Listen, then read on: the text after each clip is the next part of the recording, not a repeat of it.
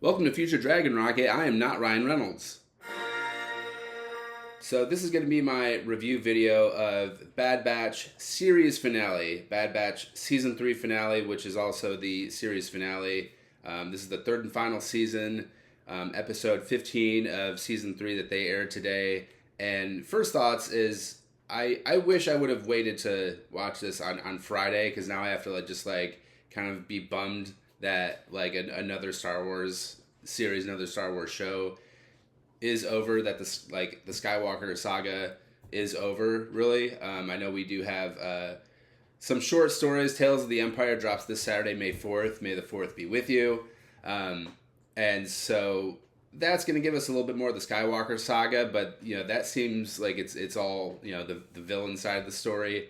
But let's get going. Let me review to it. Let me share my thoughts with it. Share the emotions I had on the ending, and of course, just be careful. Spoiler warning for all the characters in the Bad Batch and season 3 of the Bad Batch and the whole series of the Bad Batch. This season 3 finale, the series finale, it starts off with some really dark music. We see that Rampart is imprisoned right across the hallway from Nala Se, and we know that there's all kinds of other clones imprisoned here. Omega reprograms a droid to stun the prison nurse. I thought that was pretty funny. Then she helps the kids escape. Echo gets told about Project Necromancer, or not really the details of it. Omega unleashes the Zillo Beast, which was really cool, but I felt like it probably could have done some better destruction instead of just immediately running out of the base. Little sad moment how Crosshair tells Hunter and Rekko that they have not been the same crew since Tech died. That was a real stab to the heart there. And as they're trying to get into the base after the Zillo Beast escapes, Hunter, Rekko, and Crosshairs are just getting their asses kicked by stormtroopers and this first version of Death Troopers that Hemlock has made out of clones. These clone assassins are really just kicking the Bad Batch's ass with all kinds of different weapons, and the Bad Batch eventually just gets captured in prison. They get taken inside of Tanta's base, and at this point, I'm like, how are they going to get out of this? This is just I can't believe they're really going to make it out of this. So the question is still halfway through the episode, is this going to be a happy ending or a sad ending? Who's going to make it out alive? We still don't know. Halfway through this almost hour-long episode. The episode was about 50 minutes, but halfway, or even more than halfway, we still don't know if everyone's going to make it out alive. And man, there's really quick cliffhanger from scene to scene where one of the clone assassin troopers seems like he's cutting off Crosshair's hand. I don't think that actually happened. I'll have to go back and rewatch it, but they cut to a different scene, and then he's just imprisoned in Tantus base, and I don't know if Crosshair was supposed to have gotten his hand cut off, but it looked like it was certainly going to happen. So Emery, the prison nurse who's actually good, not bad, her and Echo managed to get to the prison or the jail. They help get the kids out, but Omega's going to stay behind. So I'm glad that the kids got away. That would have been really dark if those kids had not made it out of that prison. And then here comes Tarkin calling on the phone for Hemlock, what's going on? It's Grand Moff Tarkin coming.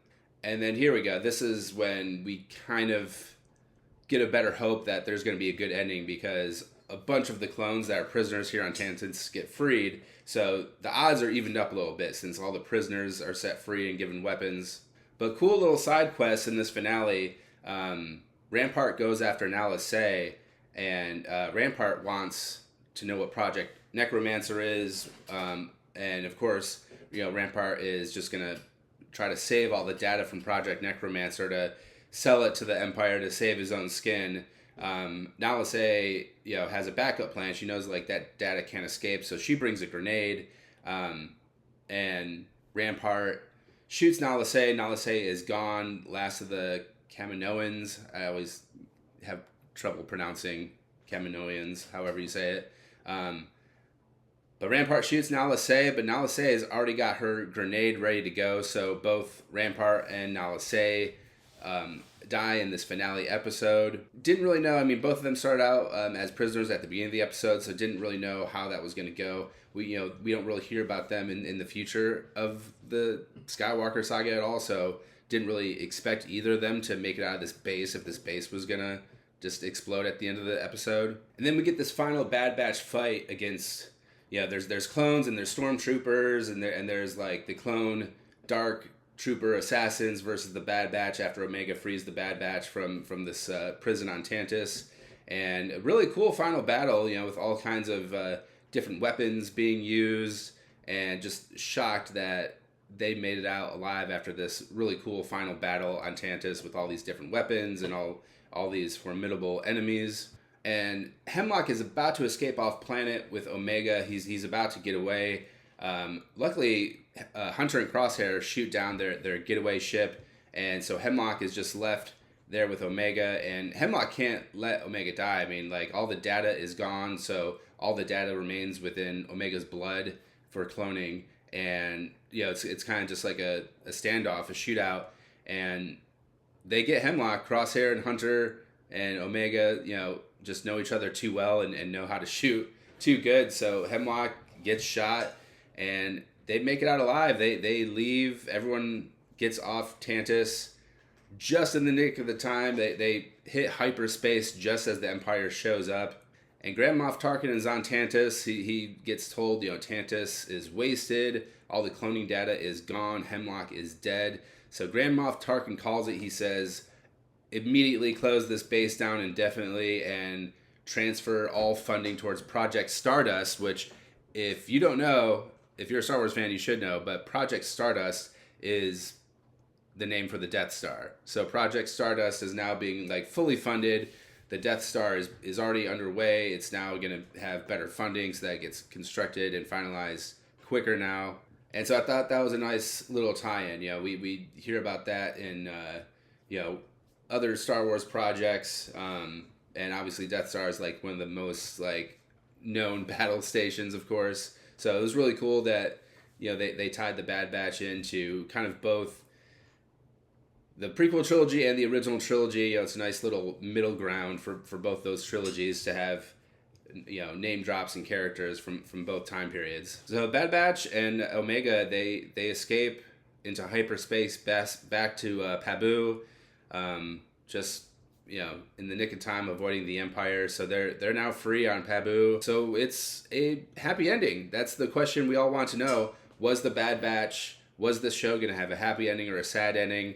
And we get a good ending. We get a happy ending. Everyone survives. Obviously, season 2 finale, we lost one of our brothers. We lost Tech at the last episode of season 2. But everyone's back on Pabu.